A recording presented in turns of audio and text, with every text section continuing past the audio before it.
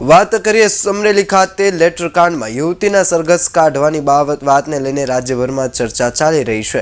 આરોપીઓના સરઘસ કાઢવાને લઈને રાજ્યના ગૃહમંત્રી દ્વારા અનેક વખત નિવેદનો પણ અપાયા છે, પરંતુ યુવતીને જે રીતે લેટર કાંડમાં આરોપી બનાવ્યા બાદ સરઘસ કાઢવામાં આવ્યું હોવાના આક્ષેપ સાથે સમાજના અને રાજકીય નેતાઓ યુવતી સાથે ન્યાય થાય તેવી માંગણી કરી રહી છે।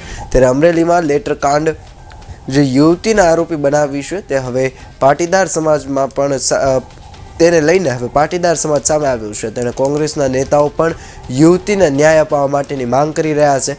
લેટર કાંડની અંદર યુવતીની કોઈ ભૂમિકા ન હોવા છતાં તેની સામે પોલીસ દ્વારા જે કાર્યવાહી કરવામાં આવી છે તે યોગ્ય નથી, એ પ્રકારની રજૂઆત કરવામાં આવી છે।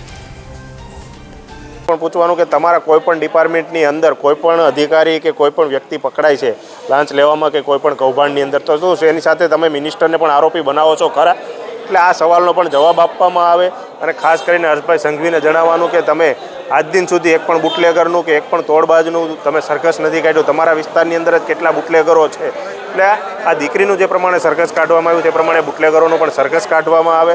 અને સૌથી આપ જ્યારે બેટી બચાવો બેટી પઢાઓની વાત કરતા હોય તો આ દીકરીની માફી માંગવામાં આવે સરકાર દ્વારા। ભાજપ સરકારના જે કોઈ વ્યક્તિઓ છે અને સંગઠનના અધિકારીઓ છે એમના અંદરોઅંદરના ઝઘડાને લઈ અને એક ઓફિસમાં નોકરી કરતી નિર્દોષ દીકરીનો જેવી રીતે ભોગ લેવામાં આવી રહ્યો છે, કાયદાને વિરુદ્ધ જઈ રાતે એમની ધરપકડ કરી અને દિવસે એનું સરઘસ કાઢવામાં આવ્યું છે।